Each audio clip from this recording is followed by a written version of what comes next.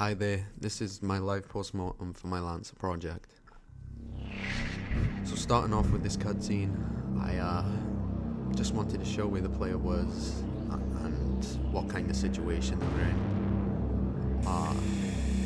With this cutscene it shows it's a hostile environment, just to let the player know how the game is about to go. So yeah, at the end of the cutscene I did a camera tracking towards the gun so the player knows where the gun is and how to pick it up. I felt in my first cutscene that I didn't really have much information to tell the player why he's there and give him a reason for what to do. So I created a UI that just gives a simple mission.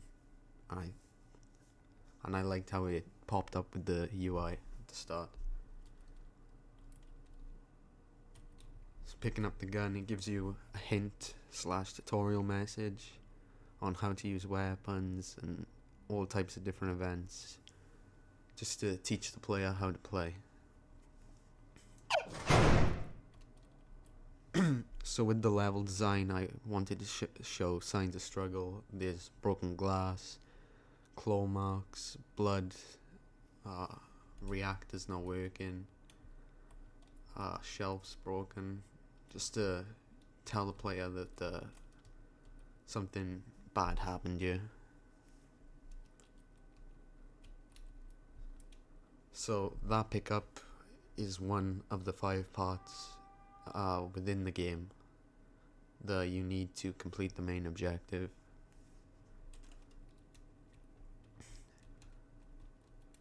So I went with the decision to make the door not work tidy, so it was broke, just so it'd be a nice way to implement the teaching of how to use teleport grenades.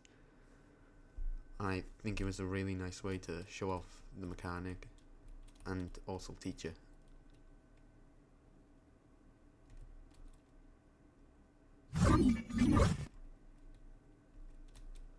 I got checkpoints in the game and they give a message just to let the player know a checkpoint has been reached. This second room is I went with green lights just to show the player that this room is safe. So this is my first NPC within my game. I spent a lot of time trying to work out the dialogue system, and I got one working, which was really nice. It's pretty simple, but I think it works good with the game. There's also an F widget that pops up just to tell the player what to press. I created some UI with also some more controls telling the player how to move on with the dialogue.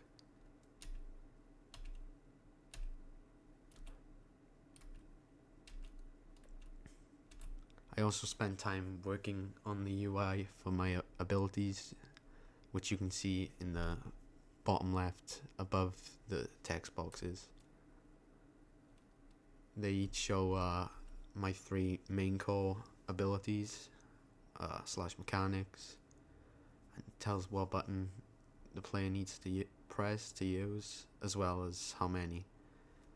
For the abilities, you can only have a maximum of 1, so each time you use it, it goes down to 0, and then you have to find pickups with that specific ability to then use it again.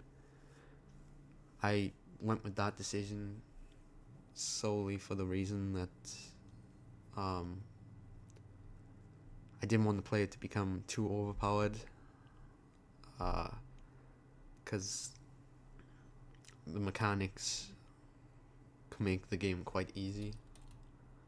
So I made sure it was quite gated, not. I then make a hint text box going over what each button does. I think that was maybe a bit too overwhelmed with information. It was quite a bit of an info dump. So that'd probably be something to work on. But here is my first switch, which opens the door. And these are my enemies. For the spider bots, I went for a black body with red lights, just to hide them within the level, as well as be quite kind of a surprise, which works well with the spider bots. So in my second room I went with very heavy red lights, just to show that this room is hostile. I made a kind of lore board just to give some more info of what's going on, just in case the player wanted to know. These are my pickups. There was some special ammo, some teleport grenades, some dash charges, and as you can see it goes down to 0. So this is my first puzzle of the game.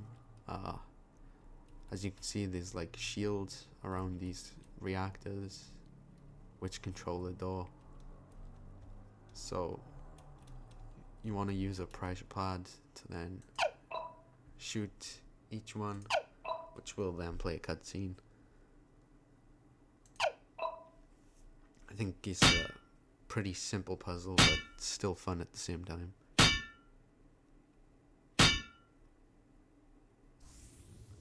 With this cutscene, I wanted to show my next weapon the player will pick up, which has its own tutorial message on how to use, because some of the guns have different controls.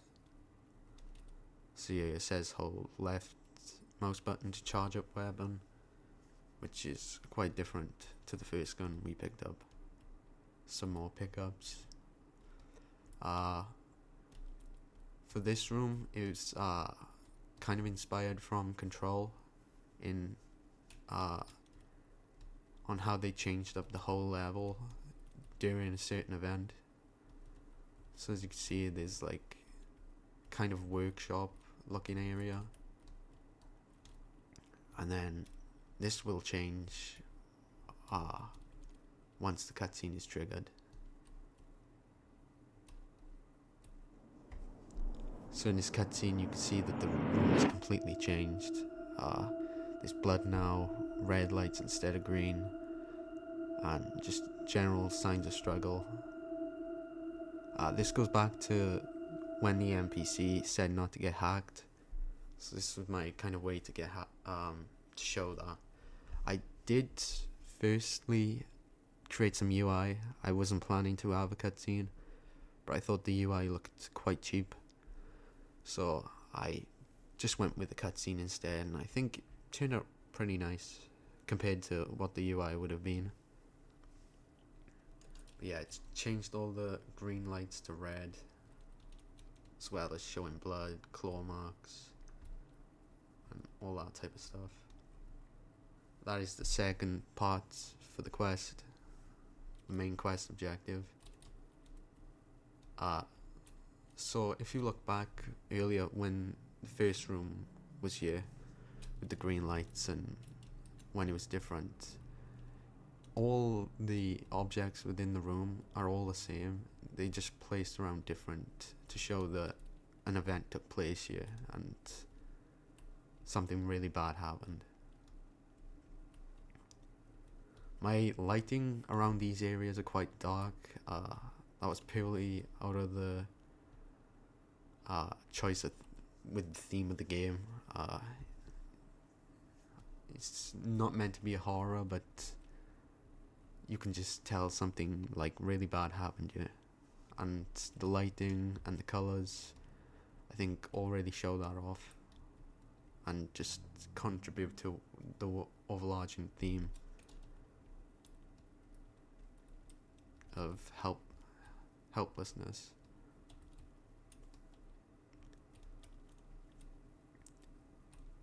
So this is the hallway, or the corridor. I created these lights just to show that some type of system is down, or the power is out, or the power is down, and they flash. I think it looks really nice. I also, within the level, in the post-processing volume, I added some bloom just to give the lights like this more type of blur, and I think it looks quite good.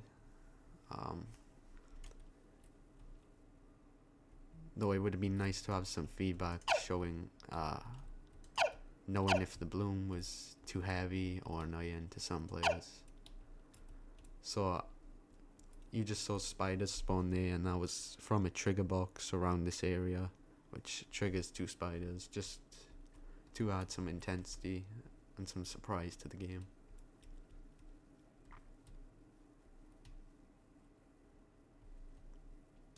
Some more pickups. And another spawn enemies, which just spawns a couple of enemies.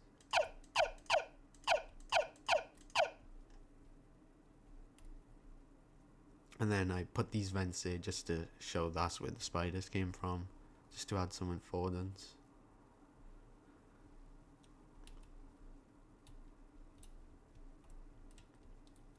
Here's another switch for a door, which opens into the next part of the level.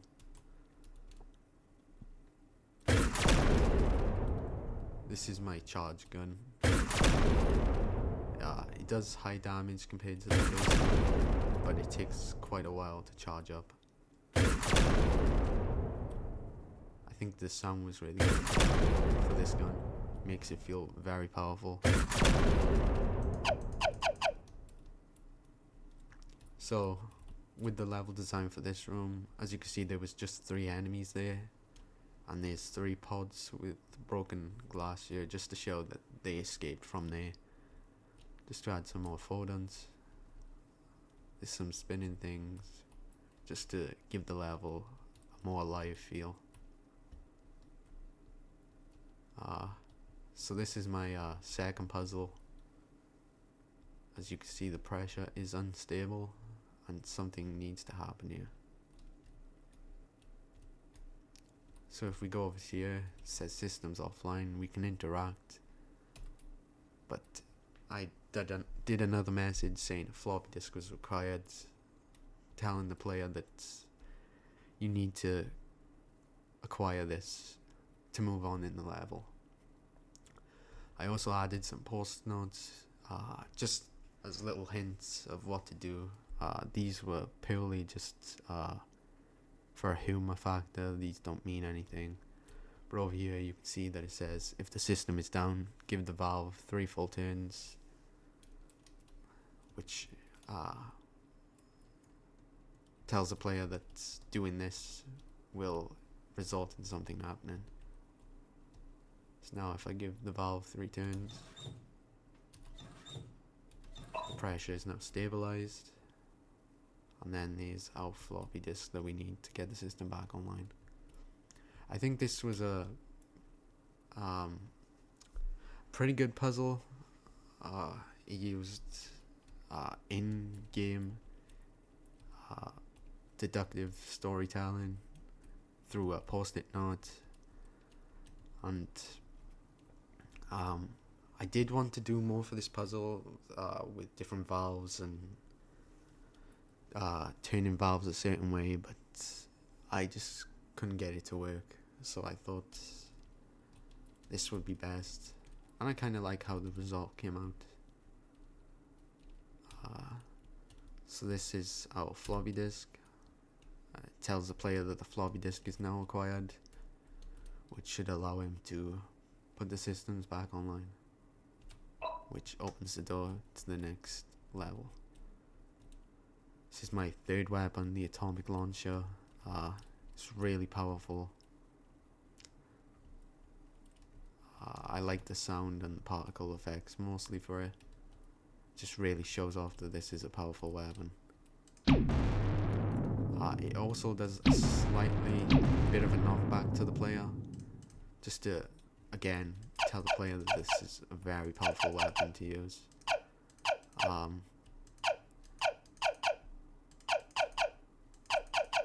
Yeah, as you can see with the quest, there's objective markers for each enemy, as well as how many you need to kill, which all works. So for this area kind of validates to the NPC over there, which is very nature based, and as you can see in the level environment, that there's a lot of nature around here. I made a material which gives the flowers this kind of holographic type look, which I think really suits the game much better compared to just normal flowers, as it's on a space station, so it's just better for affordance. But I really like how it turned out. The colours are quite light. These some pods I made, putting different pieces of grass in, as well as some actors that do sprinklers with particle effects, as well as little wind turners, just to give the place some personality. So now we can speak to our second bot of the game. Our second NPC, sorry. This is our fourth part, the heart. So now we only need one more part to get that main objective ready to fire off. So yeah, you can see the F widget is working again, and you can talk.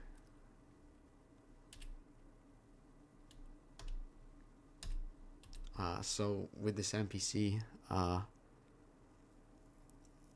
she's quite different from the first one, and I did it that way because this game has two endings. So my thought process was, for whatever type of NPC the player liked, they can pick that ending, and whatever their favorite was, just to add some choice and as well replayability. As you can see, the dialogue system does work fully. Again, it's not complex or advanced, but it works and fits the game. As you can see, she gives a vault key, which was then for this door, which is a new type of door. So if I open it, I want to show that this was quite a special door, as it leads into one of the final locations of the game. So as you can see, there's quite a lot of pickups here. This is solely for the purpose as this is the room ready for the boss fight. So I just wanted the player to be all equipped with ammo, ready for 100 health, full health, just so they could play and enjoy it. So this is the fifth and final part. It doesn't do anything yet. It would have been probably a bit better if I had some type of UI which tells the player how many parts it has, but I kind of entwined it with the quest system, so I think it worked out quite alright anyway. I just want to say, I think an issue this level has is it's quite very linear. There's not really any branching paths. There's barely any room to get lost or find something, which in a way is good, but also it would have been nice to maybe have some mystery, some adventure within the place. But I did focus on this to be a very linear journey, focusing on the quest and mechanics. I also wanted to say I think the level could have done with some verticality. It's really on the floor, kind of just on the ground for most of the game, which can be seen maybe as boring to some players. So I think if I was to do it again, I would just add some more verticality, some different types of room layouts, just to add a bit more variety. This is our second meeting with our first NPC, which he just gives more lore about the other character you just met, as well as what he thinks about the main objective, which is to create Project Civilization, which is supposed to be a machine that can solve, well, all the problems that have happened in this level so far. So that was our final thing. And now our quest is to power up Project Civilization, which will be the final main area, as well as the final boss event. So there's a machine here. There's loads of pickups around, just so the player can make sure he's stocked up, doesn't run out of ammo. As I don't want the player to be stuck in a way where they can't progress because of no ammo. So now with the 5 parts, I should be able to boot up Project Civilization, which is the final boss scene. So with the buttons pressed, it then goes into a cutscene. There's some audio showing that something's gone wrong, as well as the red reactor, which then shows this big boss. Our final weapon is over here, a minigun. I attached it to the ship, so it was kind of like the player's ripping it off the ship, and I think that was pretty cool.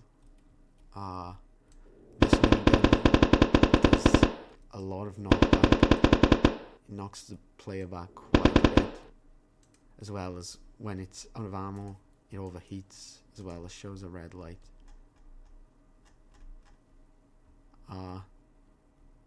I made the boss have a lot of health, just so the player can play around, use all the different types of guns and abilities. This is the bullet time. I added a post-process effect with chromatic operation, which really made it look nice, as well as the dash tar, which all our particle effects, all our working sounds, and work to some extent. I will say the teleport grenades are kind of a hit and miss. Sometimes it can put you through the floor, or sometimes just not even fire off, which I think is totally due to like a location bound error. I couldn't find a way to get that working. I think, in all honesty, if I was to go further on with this project, I don't know on whether this mechanic would stay around, just because of the unpredictability of it, which can become quite annoying to some players. That was the final boss fight. We killed it, and now it's time to escape into our final room. Just to quickly go over the light in here. It's nice white lights with a shade of red, just at the start, because obviously the player doesn't know how this project is about to turn out. You know, the main objective, if it'll work, if it won't. So it's kind of just to add, like, I guess, a mystery of whether it's about to work. I think the white lights with the bloom looks really nice. Um, it kind of gives like a football field with the floodlights on, and I think that just really set up this room quite nice. I made the area quite. I didn't fill it with actors or static meshes, just so the player can have a lot of movement, as well as the enemy boss being quite large in size. So I just wanted to make sure nothing was blocking the enemy as well as the player, so it didn't cause any issues. But yeah, that's the final room. This is the final part of the level now. As you can see, now we need to talk to Irene, which is our second and final meeting with Irene. She goes over more lore, asks you to listen to her. This is basically for the ending and giving the player a decision. You know, some information about what will happen depending on which character you choose. So this is her choice. Pressing this button, this will give you the cutscene of her ending. I made this blue because I think in general her ending is much more peaceful compared to the second ending, which is red. Just to give a sense player of what is good or bad, but totally it's up to the player to decide whether it's good or bad. So this is our last interaction with the first NPC, which he gives you his information about why he wants you to choose his option, and tells you that there's a key in one of the books you need to find in this room, just for the final puzzle, just to gather the key, just give more feedback to the player, as these two are quite important objectives in the way that they need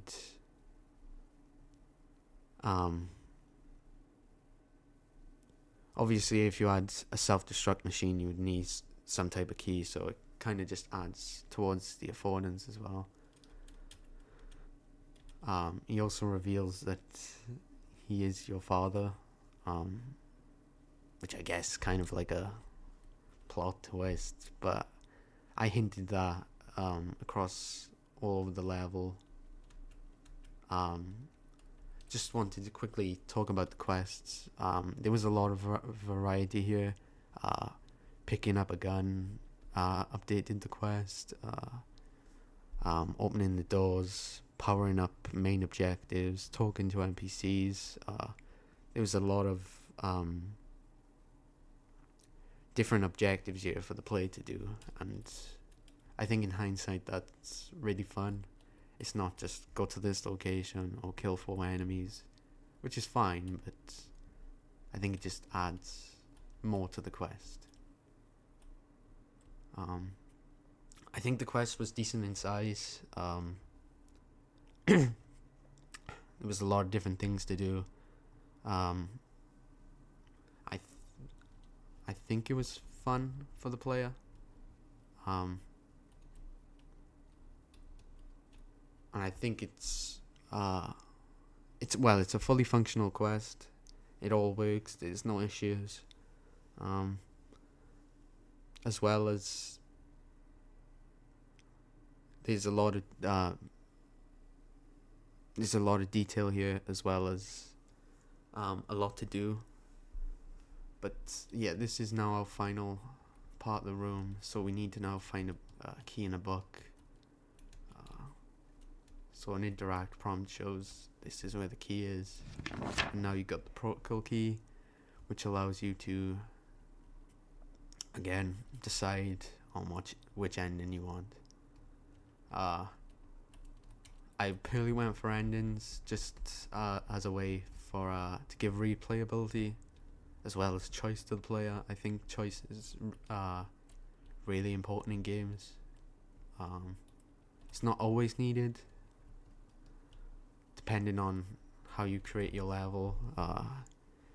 If you have a cemented point, then obviously choice is probably not the best. But in this case, I wanted to just give the player some choice, as well as ending off the quest and level. So if we go over to this button, it'll pop up with a menu saying initiate internal essence, which is her ending. If you press no, the UI all works, you can't move around, but if you press no, you can go out of it. And you can the same is for this button. They both have different words. This is Doomsday Protocol, but yeah, you can move out of it. I added this "Are you sure?" option just because if a player's really trying hard to decide and they press a button, you don't want to go into that next cutscene and then the level's over and you can't get back to that point without playing the whole thing again. So I just really wanted to make sure that the player was sure about the decision, just so it doesn't cause any frustration. But yeah, I'll now pick this ending just because, yeah. So pressing yes goes to a cutscene which shows you her ending. These aren't complex scenes, they're just little endings to show. But yeah, and now you can see that the game quits and it all works fine. So thank you for listening to my post-mortem about my Lancer project.